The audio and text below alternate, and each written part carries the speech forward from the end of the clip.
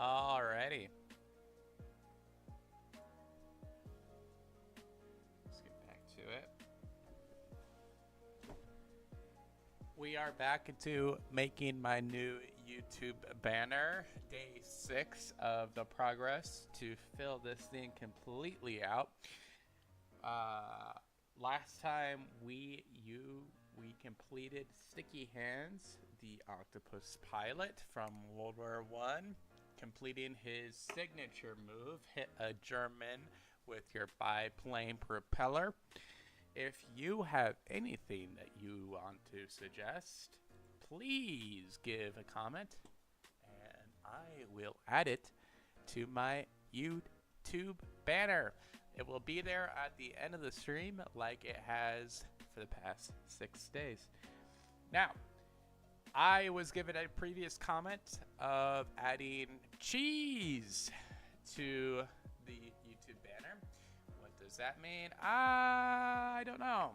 We could do anything with that. So, my idea is first to get my recording set up. All good. Okay, so we have my drawing tablet here.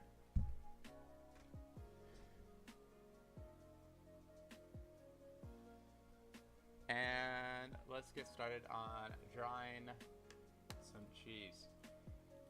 Okay, so because I'm using the program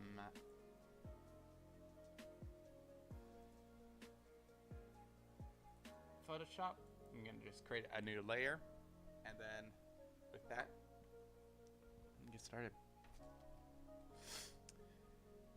Okay, cheese. Interesting one. If you guys are interested in having your suggestion be seen in my YouTube banner, just give me a comment down in the comment section, and then I will add it. I was given the suggestion from Post New to add cheese a couple streams ago. And so I think I will do that. Let's use the tool pencil. It just feels a little bit easier to use in terms of making these outlines. Now, obviously, if we are going to do cheese, we need to be doing something that everybody recognizes, which is the cheese history of how humans are made. So we are gonna have the cheese master here with his big old mustache. Can't forget the cheese master's mustache. That's a very distinct part of the cheese man.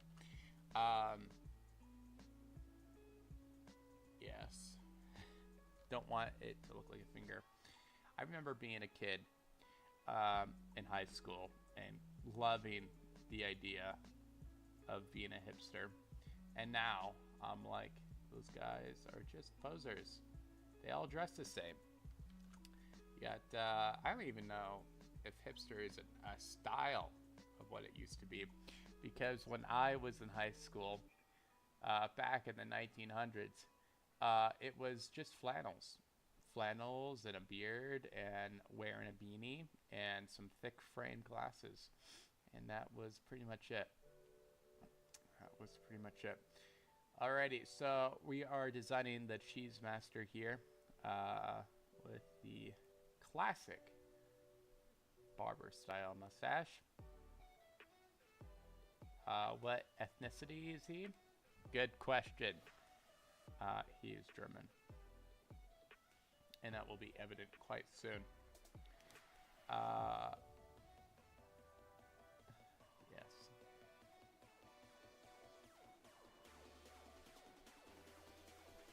A little bit crazy, as you have to be with the cheese, being a cheese master. I do kind of want him to be stirring the classic pot that all humans are made in. And there we go.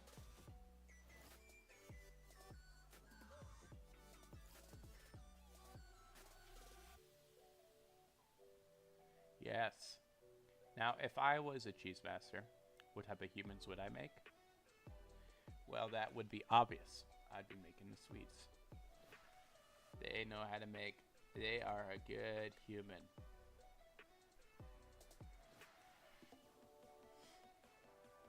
Now, don't forget that when you are the cheese master, you need to have all the limbs and everything included, but the secret sauce. Now, what is the secret sauce when you are designing a human? Now, the secret sauce is something that cheese masters have learned and passed down for generations. It includes a little bit of nutmeg, a bit of young baby squirrel teeth, and love. But most importantly, tobacco smoke. Now, why is this crucial to design a human? You may ask. And you are completely valid asking. Well, the nutmeg is essential for the spice that is resilient in human creations. The young baby squirrel teeth is for the creative attributes found within every human being, whether it's a ballerina dancer, or it's a kung fu artist, or if it's a master blacksmith swords blade maker. And lastly, tobacco smoke. The most important ingredient of them all while designing humans. Essential. Very, very, very, very essential. Why? Well, it's obvious. It's because humans have qualities that they are just clinging to. And some of those qualities get into unhealthy natures. And an example of that would be social media. Another example would that be booze. And a very significant, very concerning habit that humans have partaken in is love. Love is just too concerning because you know what it is. You know what it is that you are inherently putting yourself at risk by being in love. That's true. You know why? Because it is through the interactions of love and displays of affection that you're actively putting your body through risk. Now, I know what you're saying. Now you're saying, well, it's not with that many people. You know, you're selecting the people that you want to put that risk through. But it's still a risk regardless. It is still a risk. Now think about it. Think about it. You love someone, and what do you do in return? You allow their saliva to go in your mouth. Isn't that kind of weird? You allow their saliva in the mouth. You don't necessarily know what that person does. If their skeleton's in the closet, is them licking their feet. Now, would you, knowing if someone licks their feet, allow them to kiss you? No, you wouldn't. Unless you're, obviously, Barack Obama, who has been known to really enjoy a good foot in the mouth. But let's get back on to topic.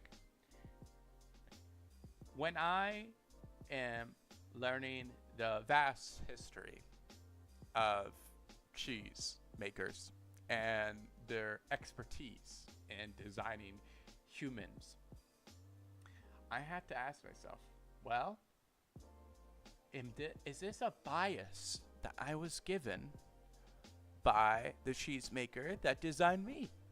You know, because it is something that's inherently a question that one has to ask. What type of tobacco smoke was added into the pot when I was being made. You know? Now, I am concerned with the amount of people who have simply ignored their creators. Now, I've seen the new revolution where people are past their cheese makers, where they are past their relative gods. I have recognized it. But what I can't fathom and I can't agree with is the simple disrespect that people have given to the fact that they only exist on this plane of existence because of their cheese makers. Now that's why I want to respect this man right here. This awesome piece of controlled molded milk. Everybody knows who this is. This is Gouda Boy. Gouda Boy is probably the most well-recognized cheesemaker of them all. He is a very adapted. He knows how to mix his pot of human goop quite well. Now, this is under the frames. This is, you're clearly hearing this from someone who is a descendant of the Gouda Boy. And I'm a proud descendant, I may say that. But understand that this bias isn't just exclusively because I've been created from the Gouda Boy. No, not at all. I would disagree with that. Now, let me remind you again. If you want to add to my YouTube banner, just comment anything that's relatively safe for work, and I'll add it. Now, I have been known to stray off that path a little bit, as evident through the fact of Santa Claus and reindeer. Their relationship is a little bit too close for comfort. But I haven't strayed it with anything else. This is all kid-friendly. And now that I am bringing in our Lord and Creator, a cheesemaker, a very famous one at that, Gouda Boy, I feel as if I have been forgiven. Forgiven, you may ask? Yes, forgiven. Why have I been forgiven? Well, it's simple. It is through the portrayal of our Creator that we are able to acknowledge the wrongs and the sins and that we have done. It is understood that I have to do more than portray a famous cheesemaker. I know this. I know this. Oh, come on. You don't have to tell me this. But I want to respect the honorable cheesemaker man by showing how much he is of importance in my life by including him in my YouTube banner. And I know that Post New probably didn't assume when he suggested cheese that he would be referenced in my YouTube banner through a cliche. Because let's be honest, everybody knows about the cheesemakers. Everybody knows about the cheesemakers. Them on their small stools, mixing up their pot.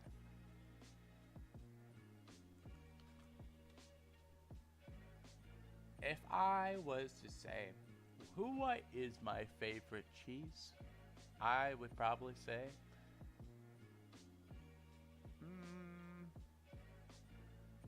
You know what? I really enjoy a good Parmesan. I do have to say. Parmesan, Parmigiano Reggiano, if that's how you pronounce it. It is a very good cheese. You can use it for practically every dish. And I mean every dish. Ice cream, Parmesan. Brownies, add some Parmesan. It'll make it a little bit better. Um, Even a bowl of cereal. Add a little shredding of Parmesan on there. Boom. Instant 5-star meal. Now, this is not being dramatic. I know you're just saying, like, wow, Parmesan on oatmeal sounds a little strange. And I would agree. But think about this. What better way of respecting our godfathers who was put on this plane of existence than by putting Parmesan cheese on our cereal? Not just any cereal, not just cold cereal, hot cereal as well. Now, what am I doing in the drawing right here? Well, it's obvious. I'm drawing the classic fire pit in which you had to make the boiling human solution. I want on the side of him to have the classic platform of spices. Now, if you have just joined the stream, you may be asking, what are the classic spices? And I know you were taught this during public school, but let's get a reminder. We have nutmeg, and nutmeg is for that classic spice of life. We have baby squirrel teeth. And why baby squirrel teeth? Obviously, for that creative youth that is found in all of us. And lastly, and most importantly, we have a large pile of tobacco smoke. Now, one may ask, how does one collect tobacco smoke? And I don't know. I am merely human. I cannot tell you how the great cheese masters above create ourselves. But I know at least it requires a cigarette. Alright? It requires a cigar. So, that must mean that there is in some manner, and I could be wrong because I am just a small, ignorant human, but it could mean that there is a ashtray to hold a holy cigarette.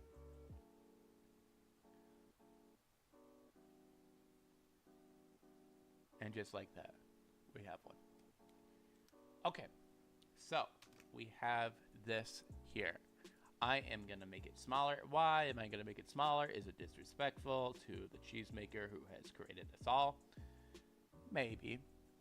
But I can claim ignorance. I can claim ignorance to the fact that the cheesemaker is not going to know the fact that I am not all knowledgeable. The cheesemaker is the one that creates the humans. Obviously, as taught in elementary school. Thus, even though Post New gave me the suggestion of adding cheese to my YouTube banner, a suggestion that anyone can add to, and people have added to in the past 6 days, and I have decided to make this somewhat cliche cheese man called Gouda Boy. So we have the cheese man right here. And let's decide on some colors, huh? Now, what colors am I deciding on? Well, because it's Gouda, I'm thinking about red for the out layer. I'm thinking about a little bit of yellow for the little bit of yellow for the inside. Oh, I forgot the most important part of Gouda Man, of the cheese man, who is our Lord. We need the human parts. We need the human parts, obviously. What is that? Get out of here. So we need the leg. Oh, yes.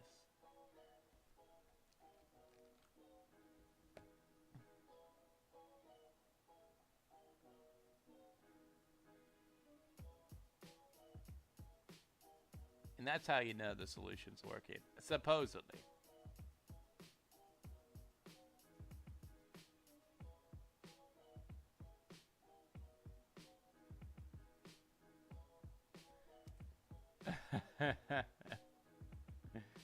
That's how you know creationism is being successful.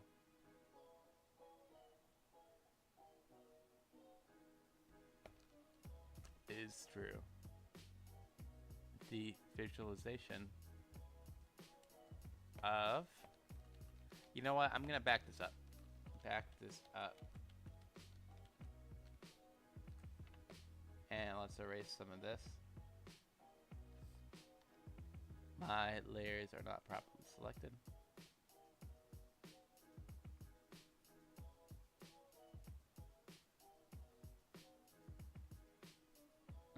There we go. And instead of... Actually, I'm going to go back. I know, I just erased it. Because I want to.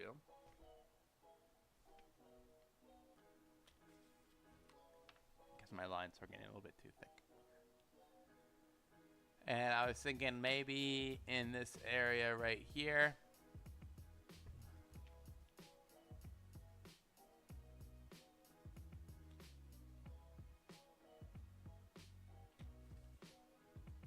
I kind of want a face. Why is there a face? Because a cheesemaker creates humans. A little bit reversal, a little bit awkward. Yes. Doesn't matter? No. You add a suggestion in my chat. I might twist it to what I like it. Yes, I know. I was just suggested the idea of cheese. But that doesn't mean I had to make a traditional cheese.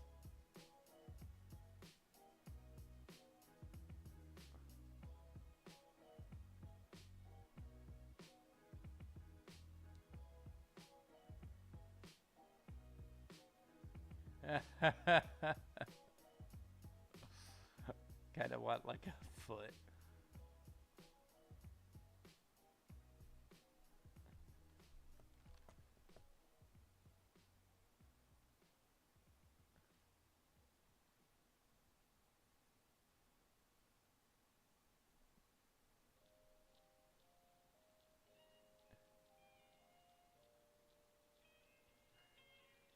There we go.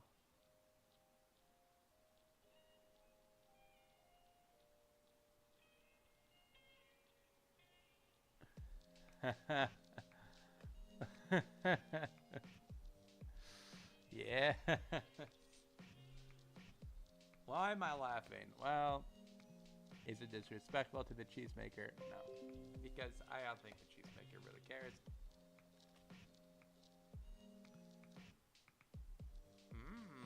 Mmm. Yummy.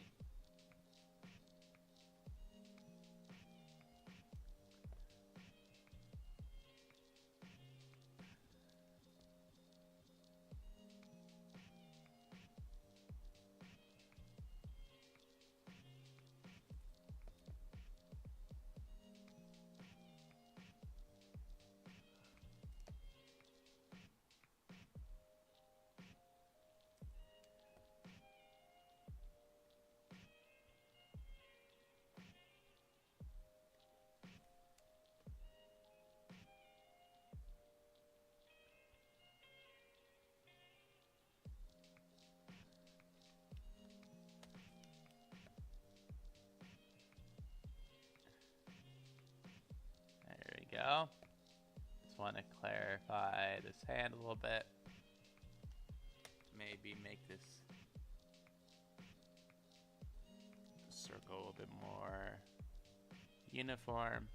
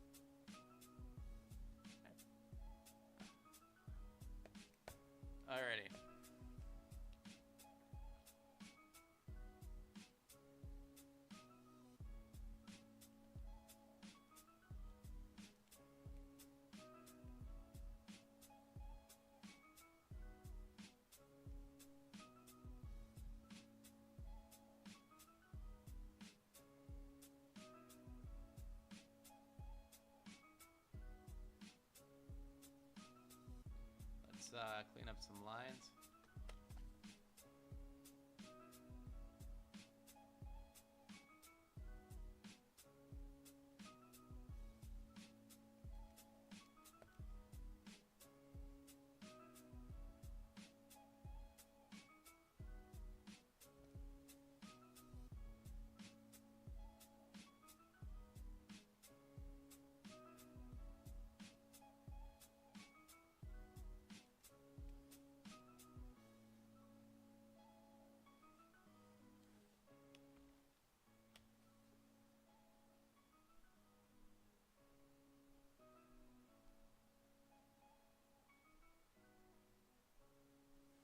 There we go.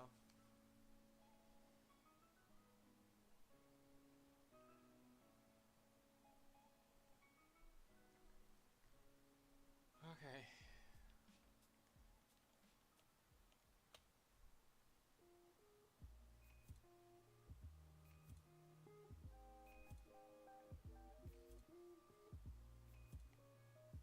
Alrighty, now a new layer for the coloring.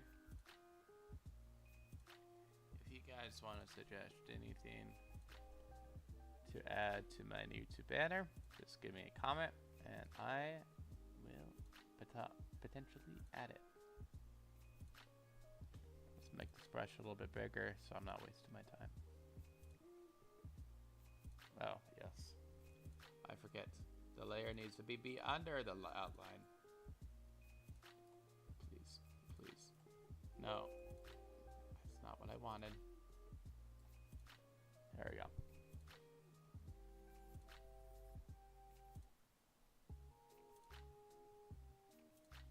Okay.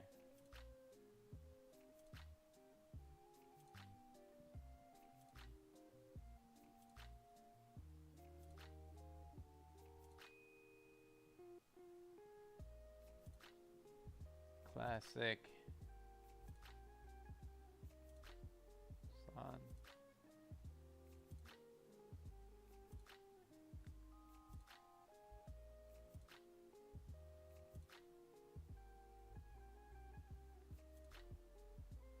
Just doing a normal cheesemaker. I.e. are the creator of humankind.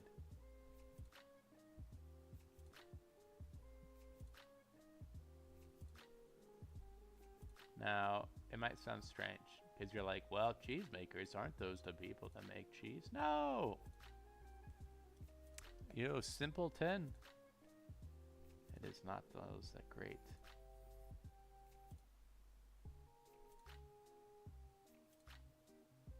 Cheese.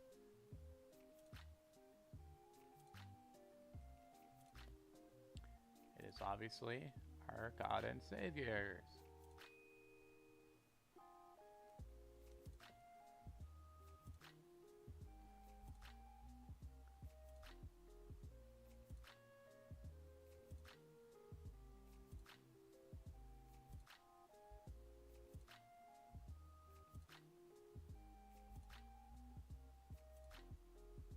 Now, it might look strange. I can admit. From afar, it might look strange. But just realize this. I'm only human. And I don't know what our true God looks like. So, it could look like a piece of cheese.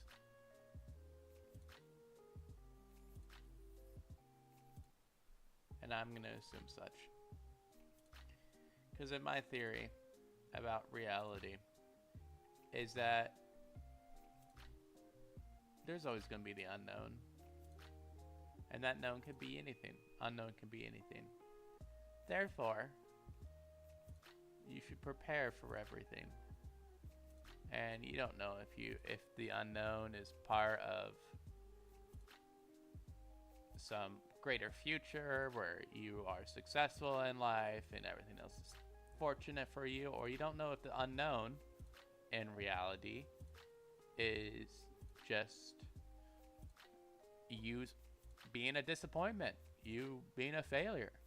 And because of that, because you are unsure because there's uncertainty about what reality is, about what that great unknown factor is. Whether it's you succeeding or you failing in life, you have to prepare for it.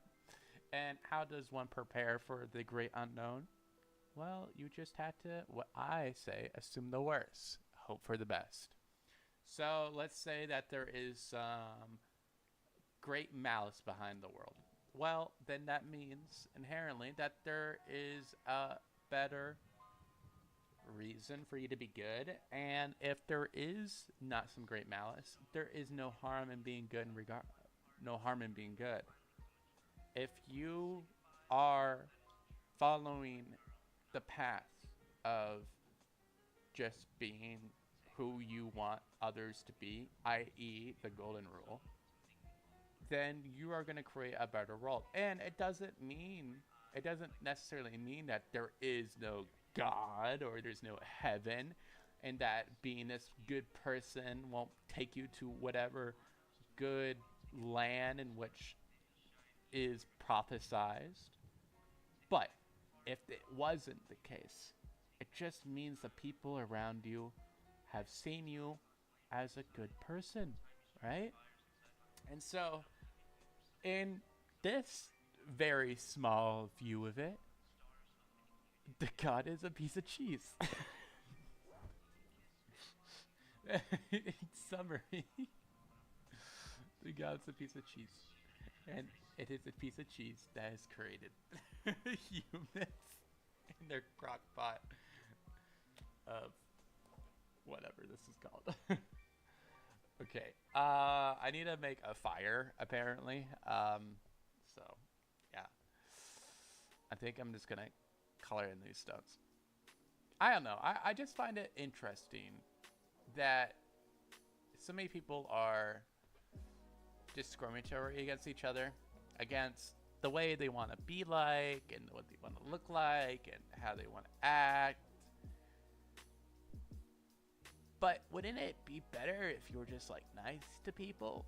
If you didn't care about that stuff and you just accepted people for who they were and just wouldn't accept people being rude to each other?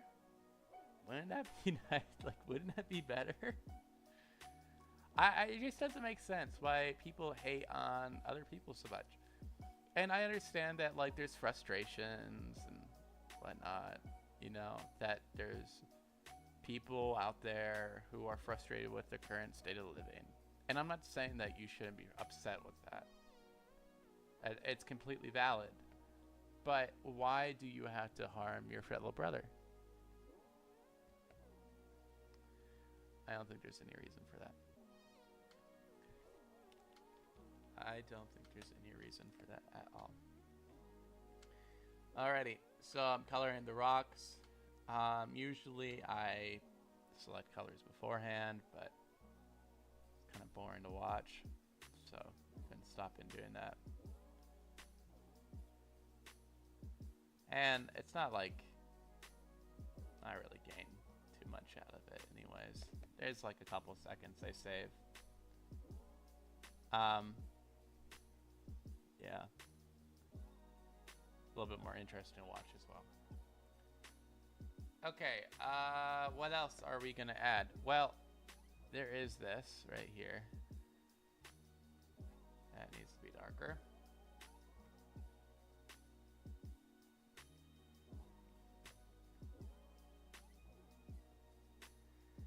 Oh yes, oh yes, oh yes, oh yes.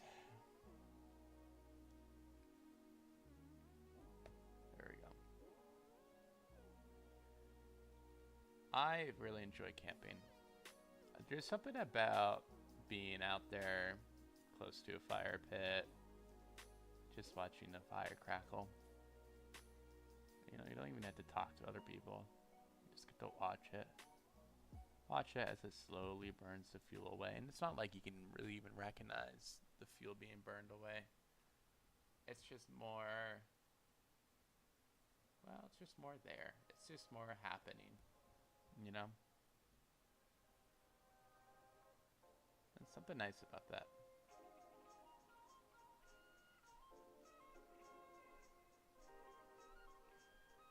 just a activity that doesn't require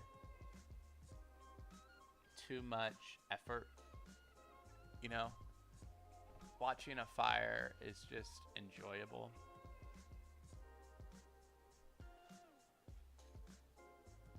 I don't know why it is. Maybe it's some type of deep human evolutionary thing. You know, being around fire means warmth, and means that we're more likely to survive, and therefore any traits that made it more beneficial to be around a fire would be more survivable, I guess. It would outweigh the ones that don't.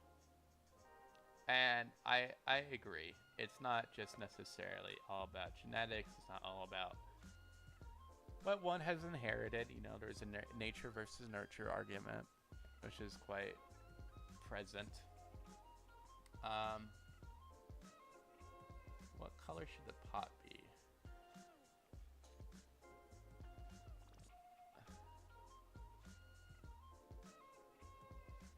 And that's interesting, you know, because I feel like there's a lot to the argument that how the way people are treated by their parents impacts the way they are throughout later life, which is called the nurture argument. You know, you're nurturing that type of behavior that you might see later in life. And that entire kind of philosophical argument between whether how much someone in their behaviors that is portrayed is something that is from their genetics, you know, something that is inherited through genes and not necessarily from the environmental factors on the outside, and how much is from the environmental factors on the outside. Like, you've probably seen on your science textbooks, the theory that was proposed, or the illustration of the giraffe who had a longer neck because the apples in the tree were further up, and it grew a larger neck because of that in its life.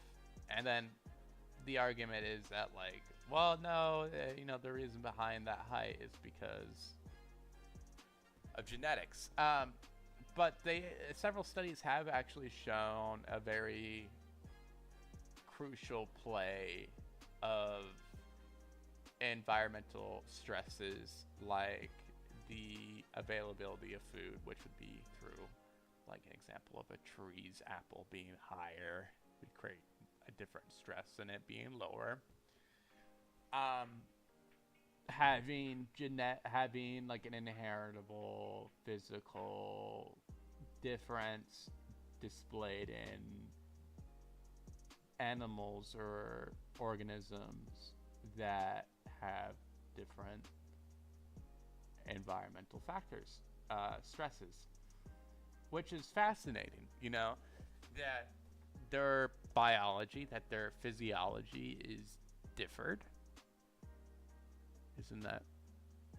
I don't know. There was a part of me for a long time when I was younger, and more naive, that presumed a lot of our nature behind who we are is because of genetics, without fully recognizing that, you know, maybe a kid that's being yelled at by their mom is going to be act differently than a kid that's not later in life. You know, they might react to being yelled at in a different manner, and that's quite of an interesting matter. Now, let's go away from the science talk. I was talking about camping and why I enjoy it, and I think what's really enjoyable about camping is, number one, the smell. the smell of a campfire is something else. Like it's hard to articulate the kind of nostalgia I get from the smell of a fire. Maybe it's from the fact that I blew up a lot of things with fire, where I just associate that strong smell with pleasure or just connect it to a history. But regardless, just like the smells of camping, you know, not just of the fire, but being outside where it's that fresh air, it's slightly cooler, you know, in the mornings where it's cold out and you're just kind of getting warmed up, and then you're really appreciative of someone starting the fire. And then the wait for food, like everything takes longer while you're camping, kind of, I feel like. And because of that, you're a little bit more appreciative of the efforts that, or maybe just like the outcomes of it, even if the food doesn't really taste that good. And the food just tastes better. I argue that the food tastes better. Why does it taste better? Well, there could be several factors for that. It could be just eating outside. It could be eating with other people, because I particularly enjoy camping with other people. I've mostly done it with my family.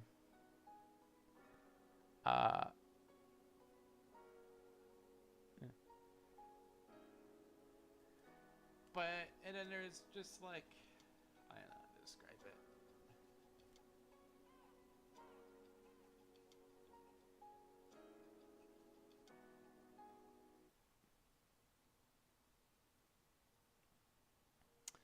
Just, you know, having a good excuse to be outside.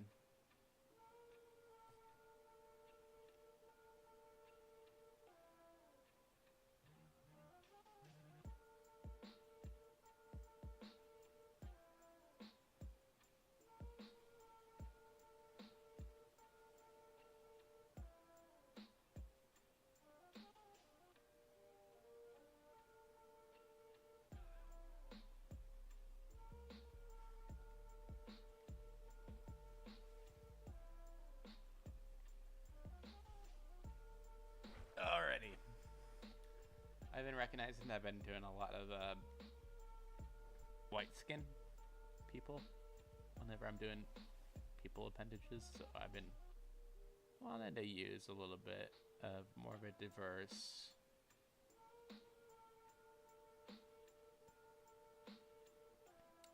type of body.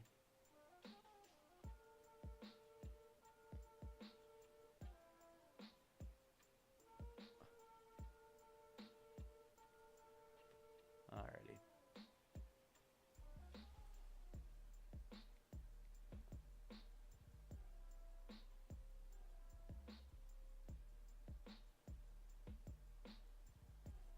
There we go. And then for the spoon color, huh? I feel like it should just be brown. I'm using a lot of browns and a lot of grays in this picture, and I'm hesitant to continue to use them because I don't want just like a boring monocolor canvas.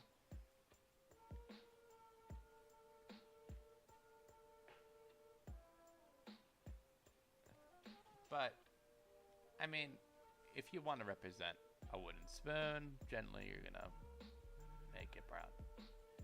If you want to represent a pot, you're going to make it a little bit darker. You're going to make it brown. Or even black, right? If you want to represent a fire, even though there's plenty of fires that are different colors, you're going to make it yellow or slightly orange.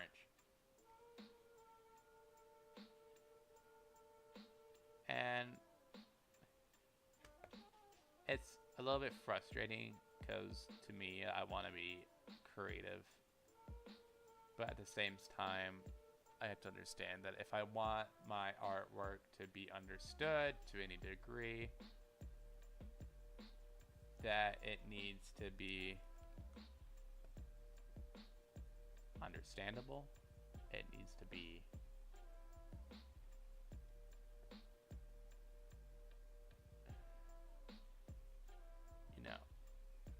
easily recognized.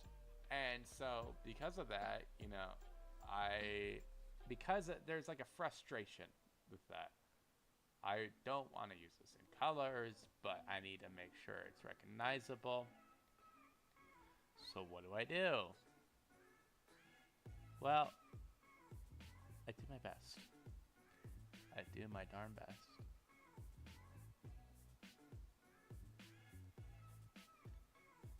How do I continue to portray myself as creative?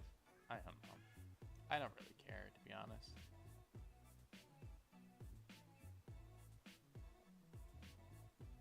What I do care about is that, I don't know, something's being done. I've heard this argument repeatedly of that consumption in our society, where we're just consuming and we're consuming and we're consuming. More and more and more. Okay, what color should I do this arm? Let's do blue. Why not?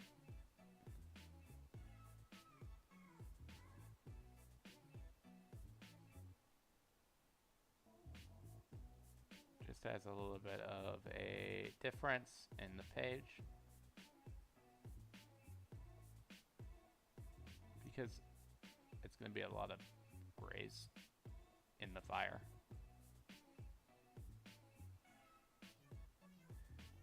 I remember going on this trip with my friend from a church.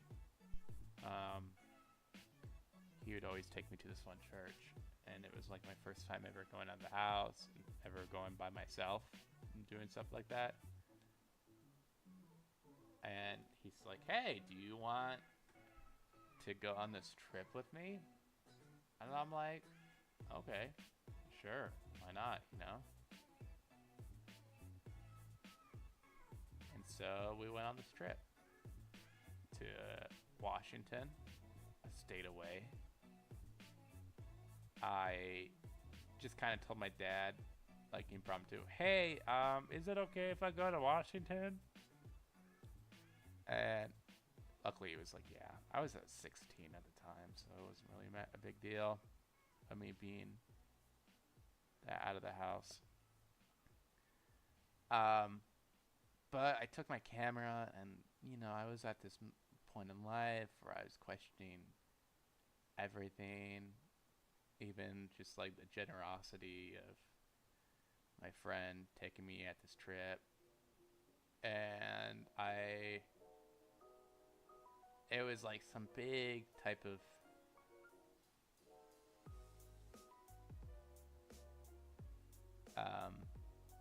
church event.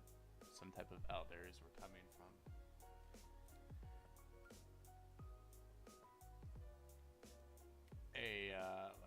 a place in Sweden or Denmark or whatnot. Some type of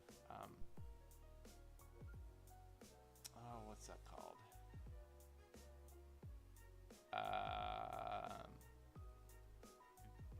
Goodness, I'm running a blank here. Does it really matter? No. From one of the those areas. Anyways, the church was quite, how do I say it, conservative. They didn't think, they were preaching quite often about the harm in music and stuff like that. And I, as an art guy, a person who brought my camera to to do all this street photography. Oh, which, just thinking about, I lost my SD card too, which is just so frustrating. That art. But whatever. You know, you live and learn.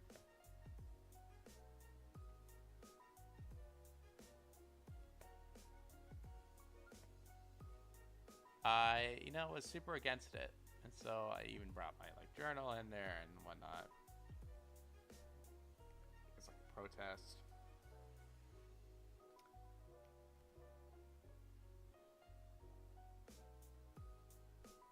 Just trying to do art. I remember my dad being upset about the fact that I had rolled up pant sleeves. Which I found funny, but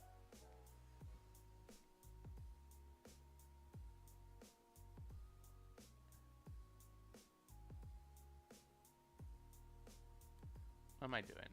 That doesn't make sense. I need to think about the light. There's a fire underneath him, right? And that fire is going to be letting a lot of light come in.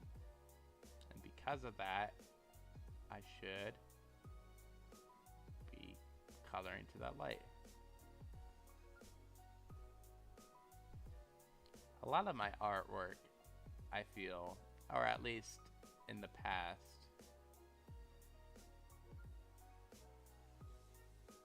has been not really understanding shadows as much. And it's not because I haven't tried or whatnot. It's mostly because I just didn't really care. A lot of my stuff has been that way, which is frustrating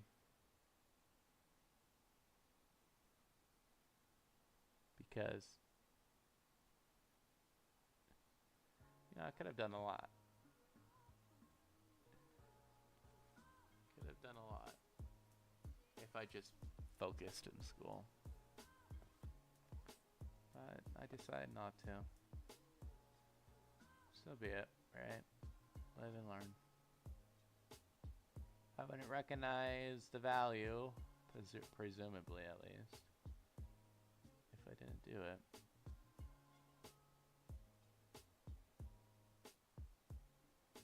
Okay,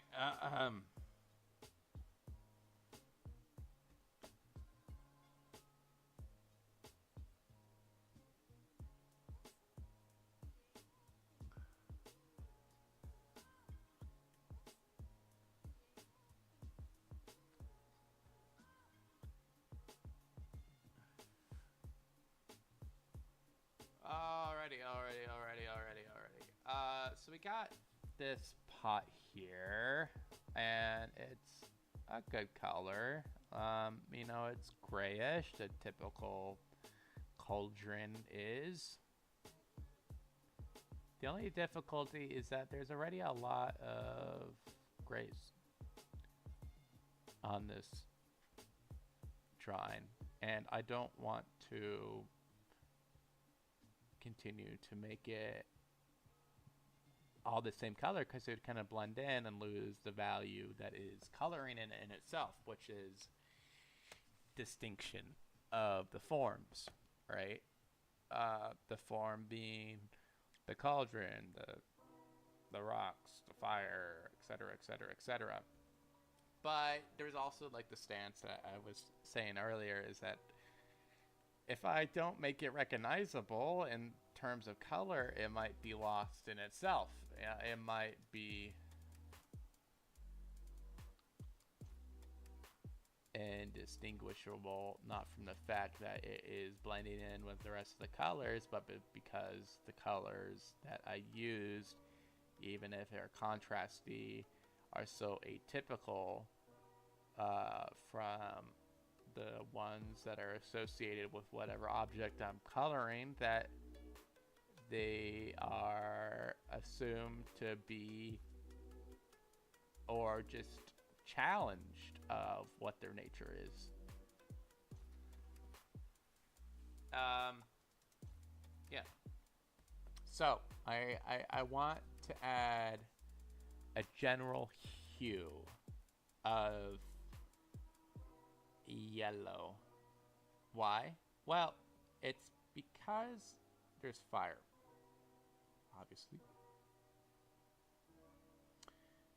There's fire, and fire has a form of color, and that color is going to impact it. What else do I need to do? Wood. That's another difficult part of this, is the wood. I want to add a fuel source, but when I add that, it's gonna be kind of black. Does it matter? No, but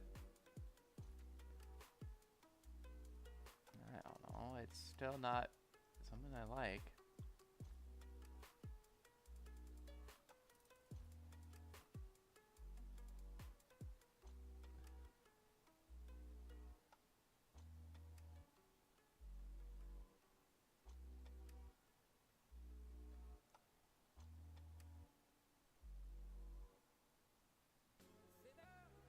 Alrighty. We got some stuff down.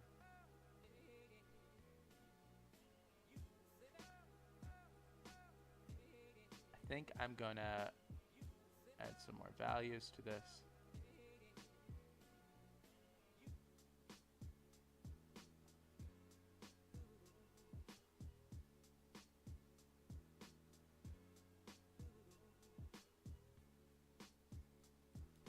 And I want to make sure it's quite well established what is the light is coming from, which is obviously the fire.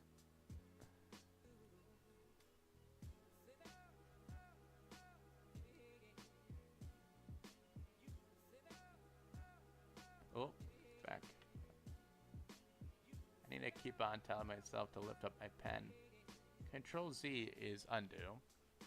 And if I don't go back occasionally,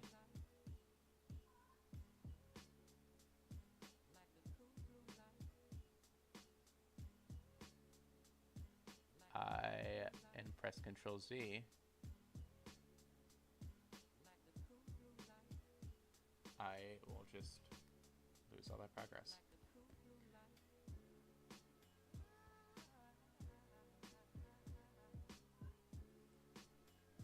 Alrighty. You know what? I don't dislike what I've done. That's for sure.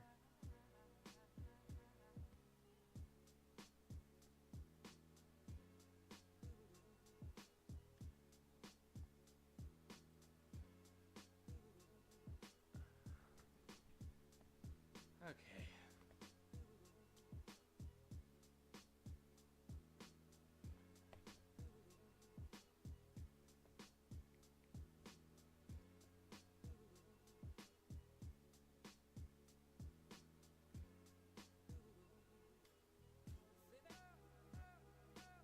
This is a good song.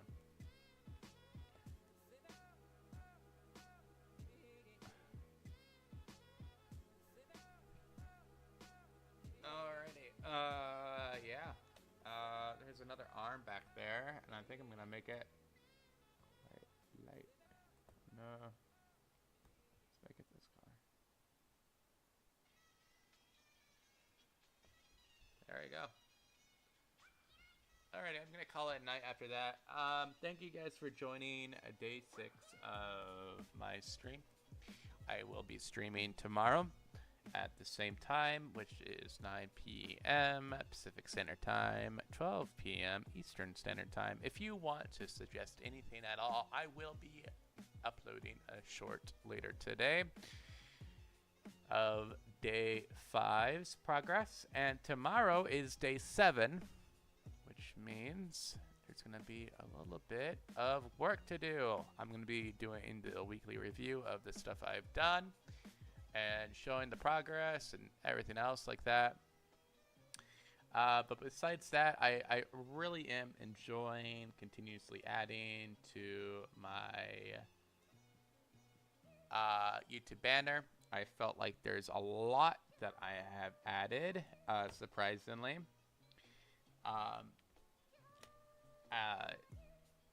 Today, for example, we did this layer of the cheese man. It's so weird.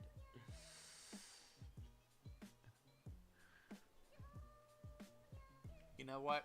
I just recognized something. I probably need to.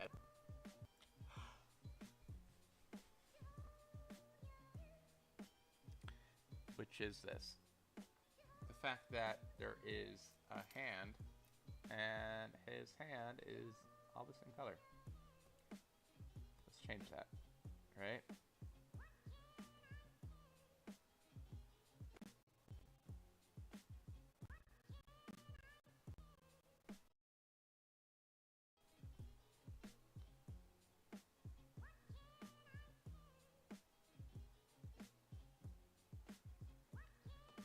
There we go. And let's add a little bit of darkness.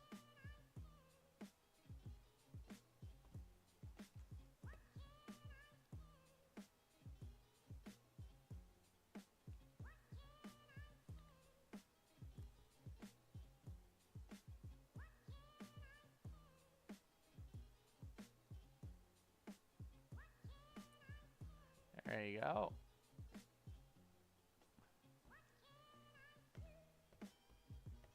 Looks better, I feel like.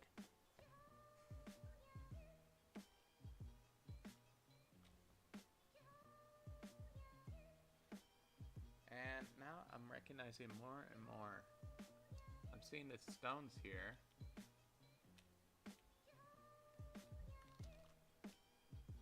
And I feel as though they need some highlights.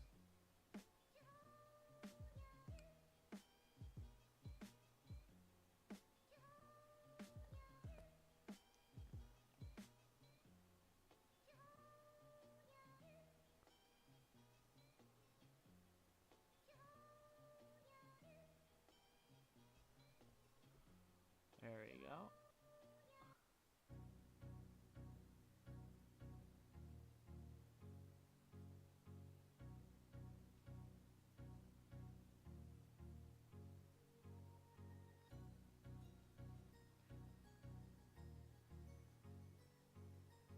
Something enjoyable about adding voice crack there.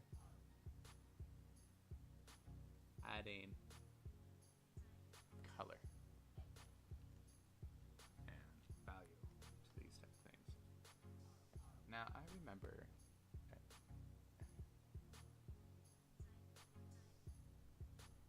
the logs kind of have this ember glow.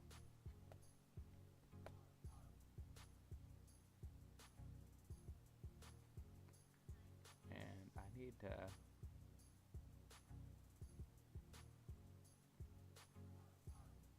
remember that.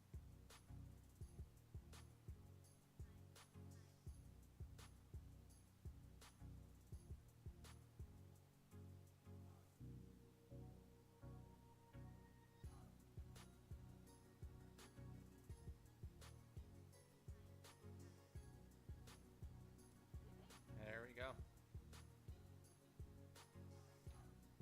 Oh, yes, of course. Thank goodness that my tablet automatically, not automatically, accidentally, because it was intentional, that's for sure, zoomed up to this, because I would have certainly forgotten it.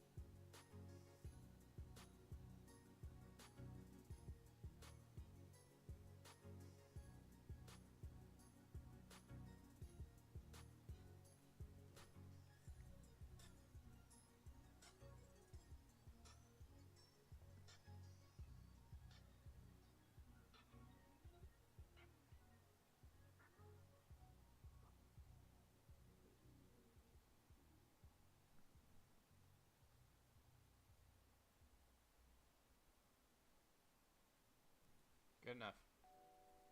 Good enough. I am not too particular about this. Why? Well, because it is such a small detail. Let me zoom back out and you will see.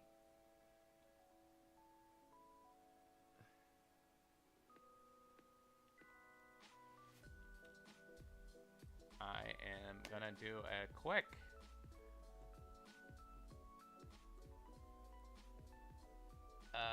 snipping tool action here.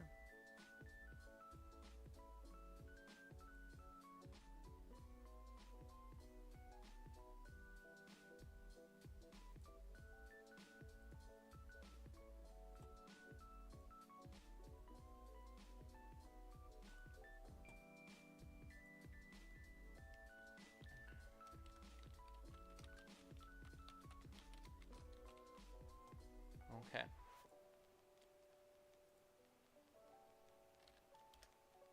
Thank you guys for watching the stream of day 6 of Chat Suggests my YouTube banner. If you want to continue to watch me, I will be streaming tomorrow and the next day and the next day and the next day and the next day and the next day. All at the same time, 9 p.m. Pacific Standard Time, 12 p.m. Eastern Standard Time. Again, if you want to suggest anything for my YouTube banner, you can just comment it down below, or you can even go to my YouTube channel, watch one of my shorts, and comment on one of those. I'll catch you later, and hopefully see you next time. Bye-bye.